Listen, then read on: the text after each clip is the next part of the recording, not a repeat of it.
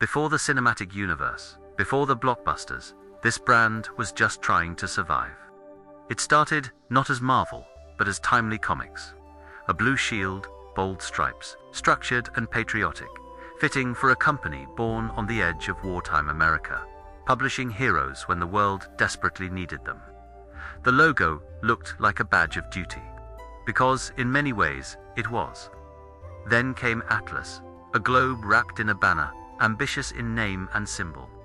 The company was reaching for something larger, trying to position itself as a world-class publisher. But the comics industry was struggling, and the identity kept shifting, searching. The MC box came next. Minimal, almost corporate, 2 letters inside a gold frame. It felt more like a trademark than a brand. But something was quietly building underneath. Then the name Marvel arrived, and everything started to click. Early versions were raw and hand-drawn. The lettering rough around the edges, the kind of typography you'd find on a newsstand spinner rack. It had energy, even if it didn't yet have authority. Quickly, if you enjoy logo breakdowns like this, subscribe to the brand's storyline for more. Through the decades, Marvel kept stripping back. The comics group tag disappeared. The globe was gone. The illustrations, the colors, the noise, all of it fell away until only one word remained: bold, black. Then, eventually, white, slammed inside a red rectangle with the confidence of a company that no longer needed to explain itself. That red box is now one of the most recognizable marks on the planet. It doesn't say comics, it doesn't say heroes, it just says Marvel, and audiences worldwide know exactly what that means. From a wartime shield to a single red rectangle, this isn't just a logo evolution. It's the origin story of a cultural empire. This is the brand storyline. Before it became the home of your child's favorite morning, it had to figure out what it even was. It launched tucked inside the Disney Channel universe, wearing Mickey's ears and Winnie the Pooh on its chest. The logo was dense, layered, almost toy-like, a 3D badge that felt more like a product than a channel. It was Disney trying to carve out a preschool corner without fully letting go of the parent brand. Then came the cloud, soft, wobbly, bubbly lettering in primary colors. Playhouse, Disney floating like something a child might imagine. No characters, no Mickey silhouette. Just pure, uninhibited childhood energy. It was warm, approachable, and genuinely felt like it belonged in a nursery. The brand was finding its confidence. But Disney wasn't done experimenting. The Mickey ears came back, this time in yellow and purple. Bold and graphic, like building blocks stacked together. The shape was abstract, but instantly familiar. It said Disney without spelling it out, and play without a single toy in sight. Quickly, if you enjoy logo breakdowns like this, subscribe to the brand storyline for more. Then, everything changed. The channel rebranded entirely. Playhouse Disney became Disney Junior, and the logo grew up just enough. The iconic Disney script paired with a chunky red Junior. Confident, energetic, punchy. Mickey's ears sat subtly in the lettering, hidden like a little secret for kids to find. It was clever design for the youngest audience. The most recent shift stripped it back even further. Disney Junior, clean blue script, bold red abbreviation, no ears, no characters. Just a name that trusts itself completely. From a cluttered badge to 2 confident words, this is a brand that learned what every great children's show knows. Simplicity is the most powerful language of all. This is the brand storyline. 2 colors, 2 characters, 1 simple idea: learning through play. That's the visual story behind the Nick Jr. logo. In its earliest form, the identity was wonderfully simple. The word Nick appeared in bright orange, while Junior appeared in soft blue. The colors weren't random. Orange represented the parent brand, while blue symbolized the younger audience the channel was created for. Even in its most basic form, the logo communicated a relationship between grown-ups and children. Soon, the design became more playful. Instead of just words, the brand introduced 2 simple figures: a larger orange character labeled Nick, holding hands with a smaller blue character labeled Junior. It was a charming visual metaphor, big guiding little. The message was clear: learning and growing together. As the channel evolved, the logo experimented with more whimsical shapes. Blobby silhouettes, playful outlines, and colorful circles replaced the characters at times. These designs felt soft, friendly, and almost toy-like, perfectly matching the preschool audience. Quickly, if you enjoy logo breakdowns like this, subscribe for more.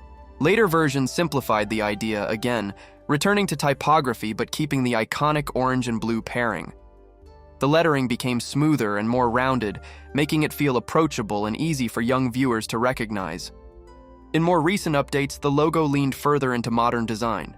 The shapes became cleaner, the spacing more balanced, and playful outlines were added around the word mark, bringing back a sense of creativity and imagination. Today, the logo feels both modern and nostalgic. The bright colors still represent that original parent and child relationship, while the soft shapes keep the brand friendly and welcoming for preschool audiences. It's a reminder that great children's branding doesn't need complexity. Sometimes all it takes is 2 colors, a little imagination, and a design that grows with its audience. This might be one of the most recognizable cartoon heads in television. But it didn't start like this. It bursts onto the screen with pure whimsy. A colorful, polka-dotted creature wearing a red cap, arms waving wildly, full of goofy energy and endless imagination. Beside it floats a friendly purple head with pink thought bubbles and a bold green V that feels like a victory cheer for learning through fun.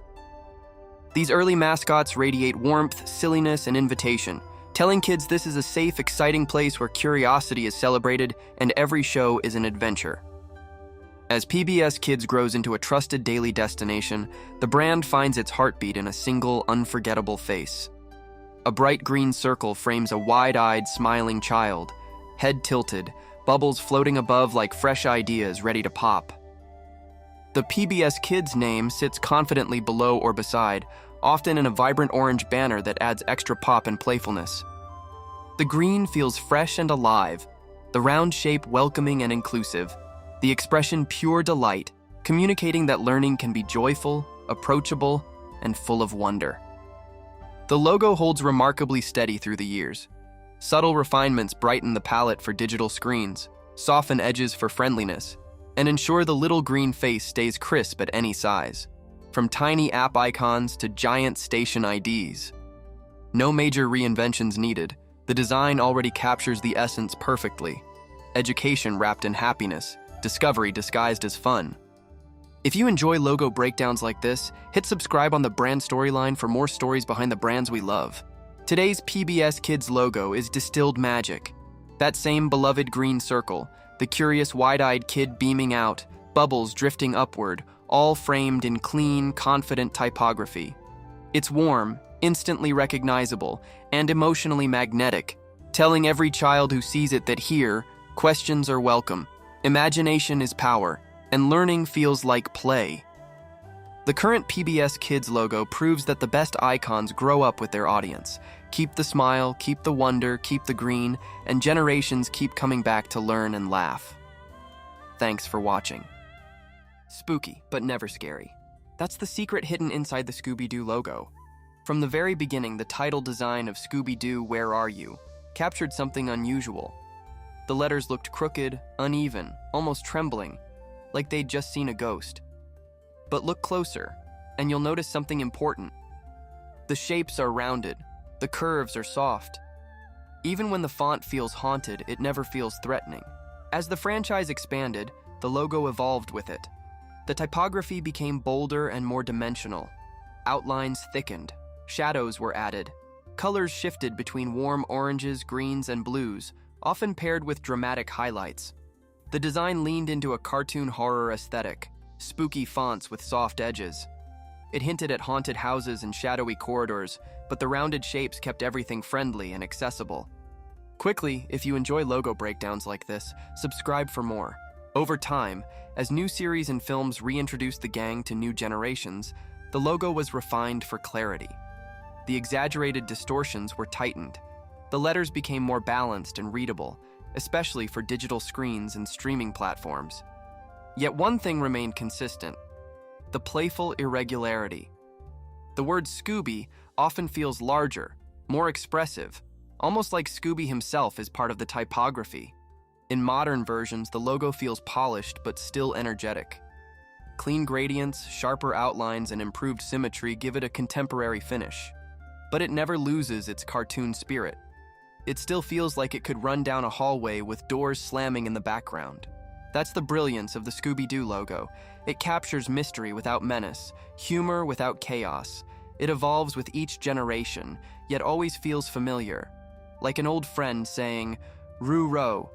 And that's how a playful, spooky wordmark became one of animation's most recognizable identities. If you enjoyed this breakdown, let me know which logo we should solve next. No color, no characters, just 2 words, and somehow you always knew exactly what it was. From the very beginning, Cartoon Network made a choice that almost no other children's brand dared to make. Black and white, bold, checkerboard lettering, alternating blocks like a crossword puzzle, built for kids who didn't need to be talked down to. The logo launched with a confidence that felt almost rebellious, clean, graphic, and completely unlike anything else on Saturday morning television. The studio's arm experimented a little. A sketched skyscraper appeared, architectural and almost serious, a nod to the creative machinery behind the cartoons.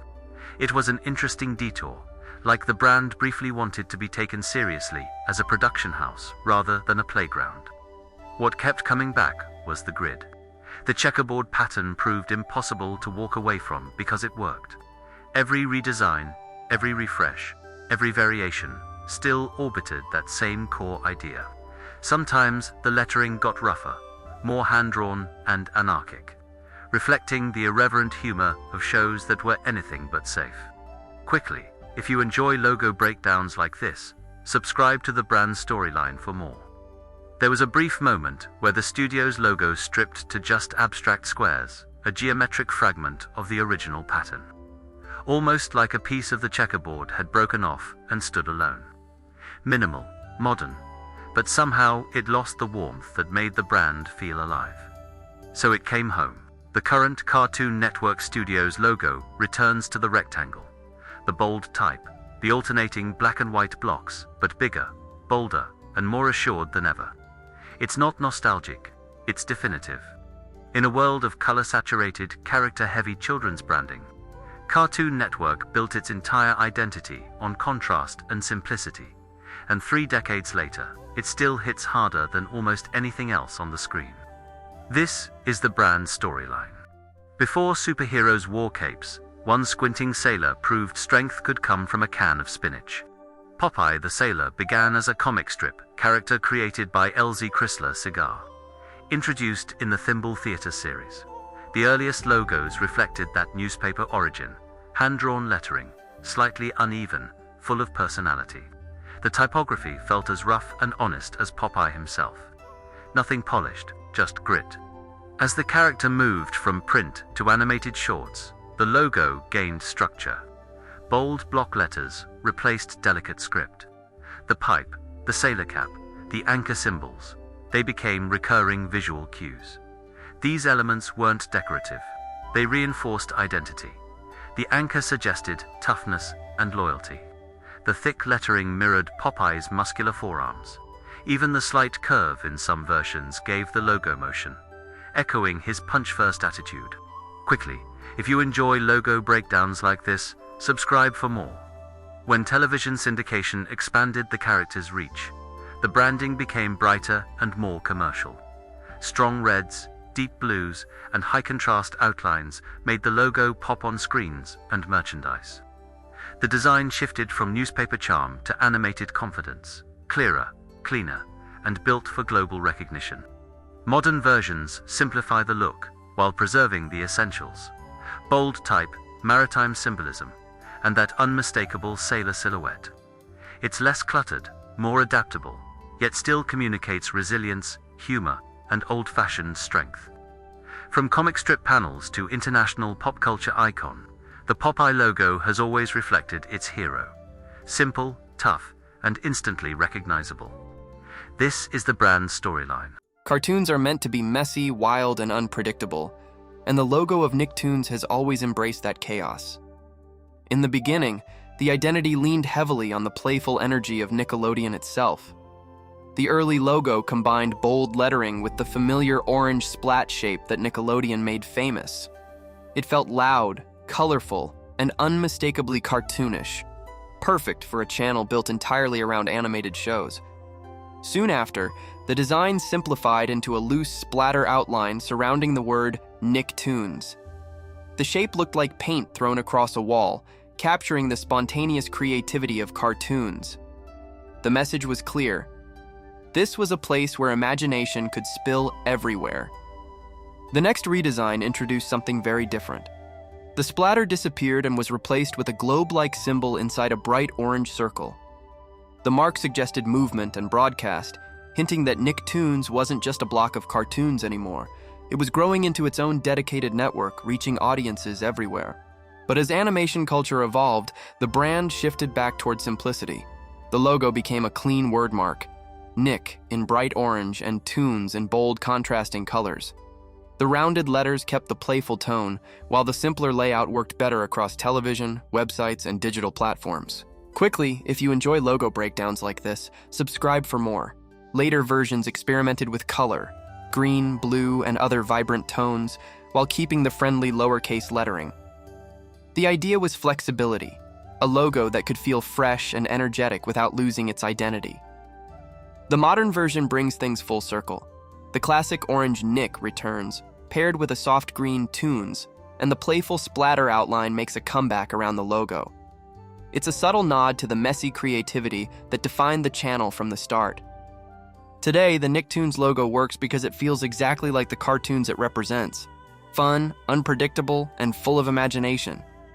And in a world of polished, minimal brands, that little splash of chaos might be its greatest strength. The story of the Pinkfong logo begins with something small and simple, a bright pink fox head paired with the words "Smart Books."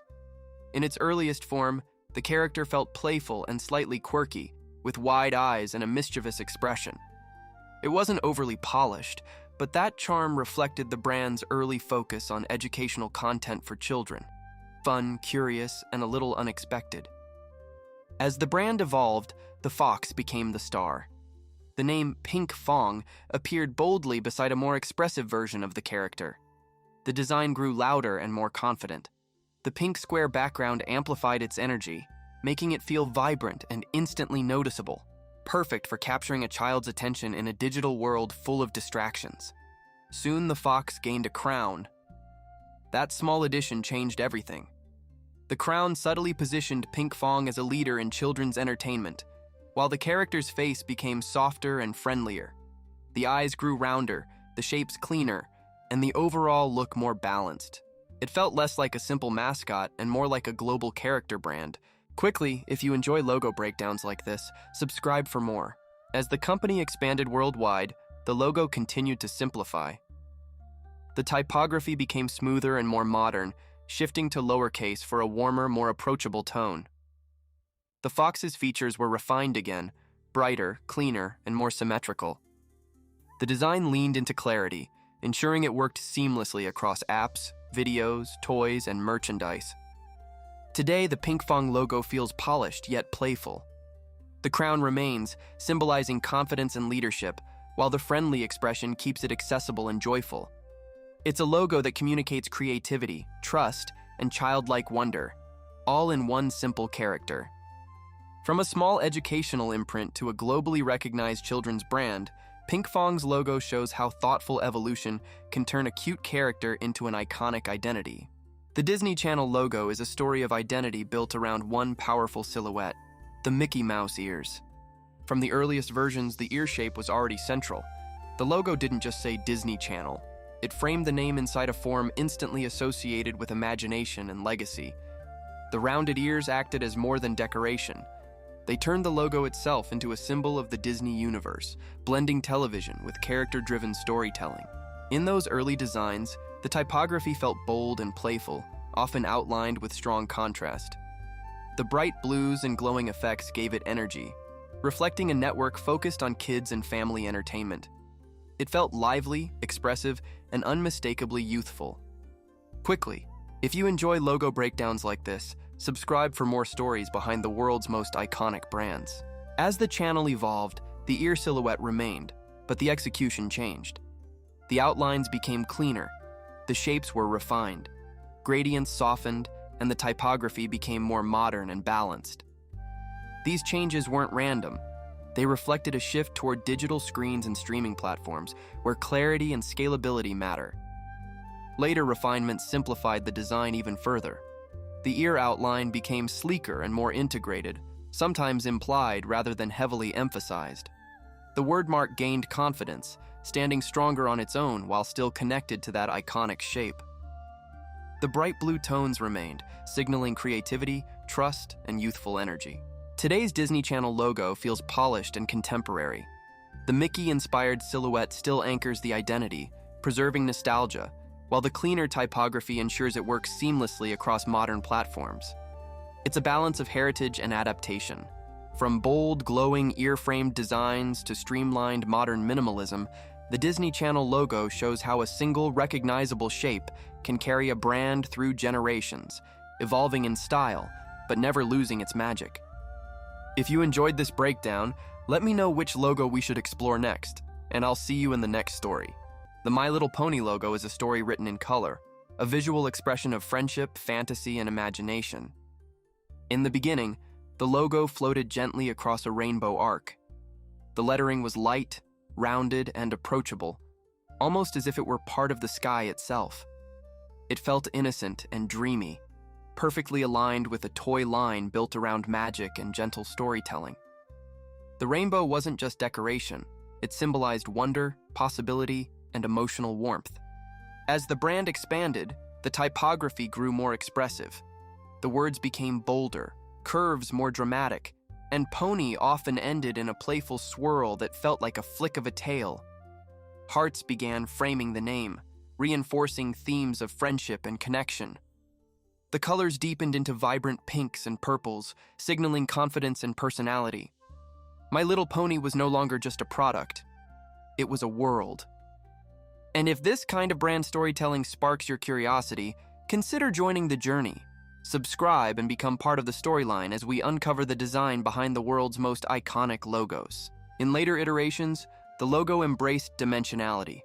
Thicker outlines, layered colors, and structured rainbow arches gave it presence across television screens, packaging, and digital platforms. The design became more cohesive and adaptable, reflecting a franchise that had grown into a global phenomenon. The current identity refines everything that came before it. The shapes are cleaner, the lettering more balanced, and the rainbow feels intentional rather than ornamental. It's modern, yet still playful, confident, yet still warm. It speaks to a new generation while honoring the nostalgia of those who grew up with it. From soft pastel arches to bold, polished wordmarks, the My Little Pony logo proves that evolution isn't about changing who you are.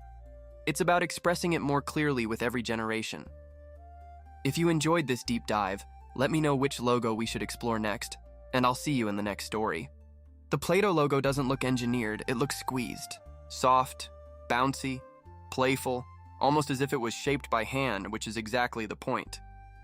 Behind the colorful swirls is Play-Doh, a brand that transformed something simple into a global symbol of creativity. But its logo wasn't always this whimsical.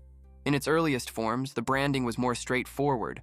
Bold lettering, contained layouts, and simple color blocks. It focused on readability rather than personality. The product was still finding its identity, and the logo reflected that. But as Play-Doh became synonymous with childhood creativity, the logo had to evolve. It needed to feel like the product itself. That's when the bubbly, handcrafted style emerged.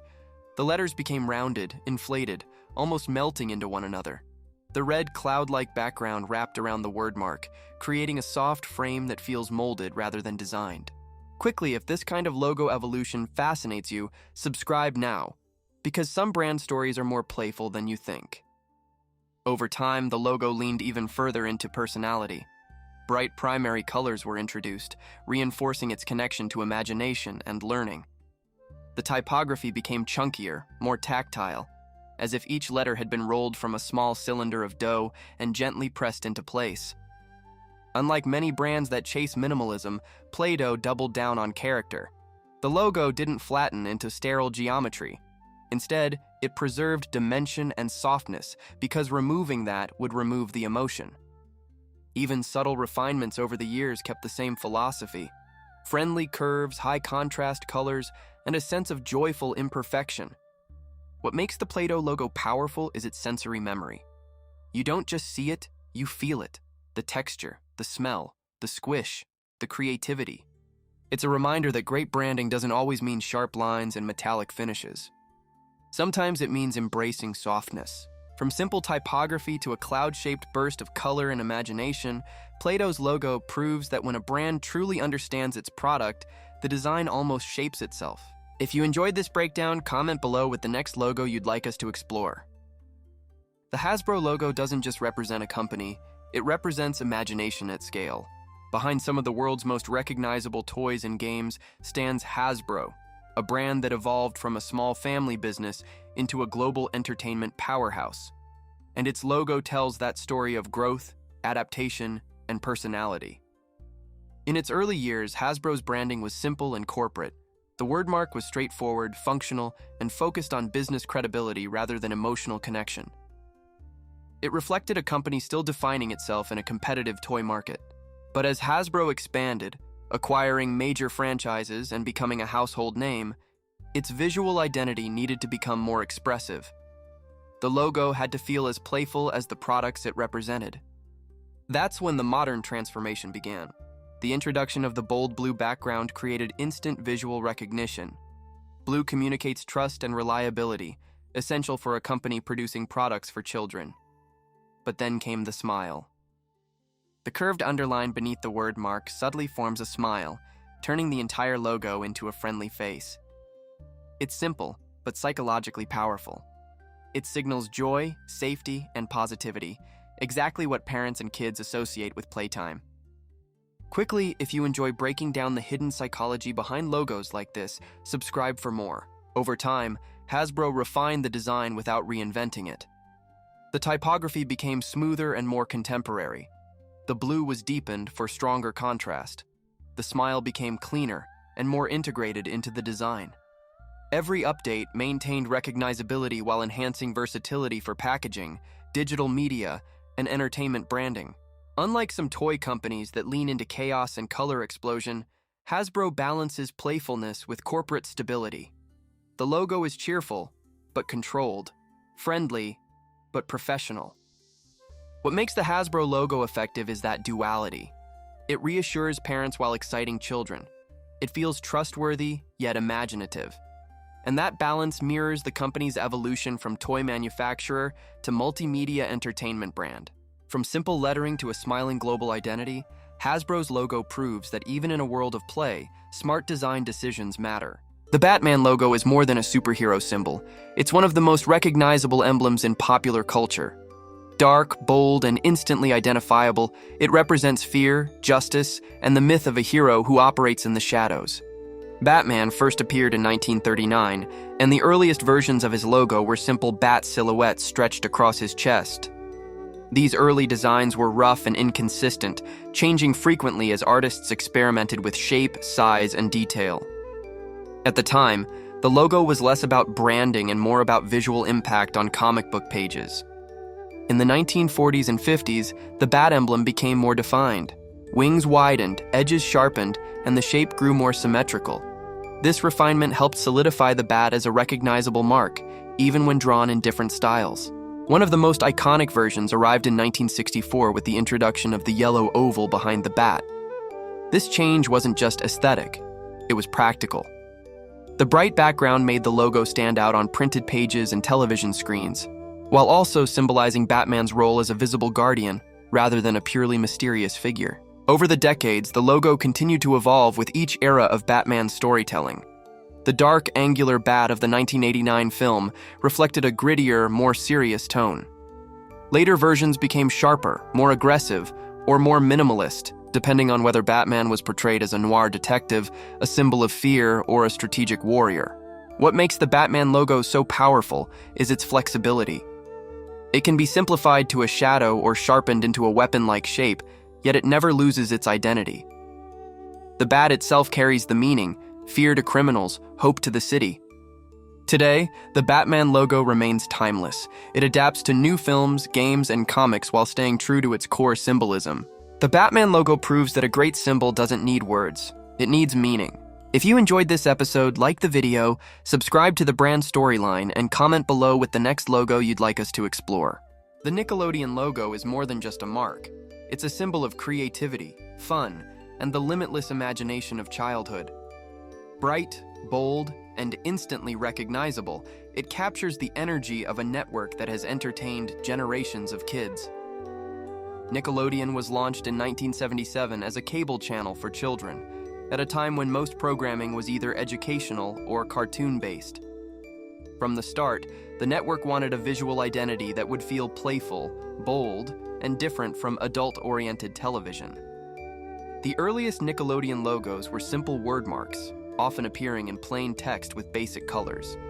They were functional, but they lacked the personality and energy the channel would become known for. By the 1980s, the network began experimenting with more dynamic designs, incorporating bright colors, playful typography, and unusual shapes.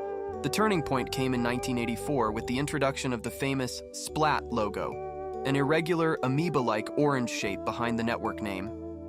This logo was revolutionary. Its irregular form, bold orange color, and informal lettering conveyed chaos, creativity, and fun, the essence of childhood itself. The splat could expand, move, or morph depending on the program or promotion, giving Nickelodeon a flexible identity that could evolve with its audience.